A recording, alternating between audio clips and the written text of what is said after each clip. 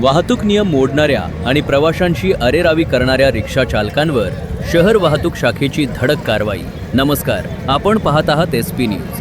गेल्या 2 दिवसात दिनांक 15 आणि 16 एप्रिल 2026 रोजी वाहतूक पोलीस आणि RTOनं कोल्हापूर शहरात संयुक्त मोहीम राबवली। या मोहिमेत 151 रिक्षांवर कारवाई करून एकूण 77,000 रुपयांचा दंड वसूल करण्यात आला आहे। स्टॉपवर क्षमतेपेक्षा जास्त रिक्षा लावणं, सिग्नलवर किंवा रस्त्यावर कुठेही थांबून व्यवसाय करणं, ST स्टँड परिसरात अनधिकृत पार्किंग करून वाहतूक कोंडी निर्माण करणं, गणवेश न घालणं, लायसन्स न बाळगणं, जादा प्रवासी बसवणं, चालकाच्या शेजारी प्रवासी बसवणं, जादा भाडे आकारणं, भाडे नाकारणं आणि प्रवाशांची अरेरावी करणं अशा प्रकरणातील रिक्षांवर कारवाई करण्यात आली। या कारवाईनंतर शहर वाहतूक शाखेचे पोलीस निरीक्षक नंदकुमार मोरे यांनी स्पष्ट इशारा दिला आहे।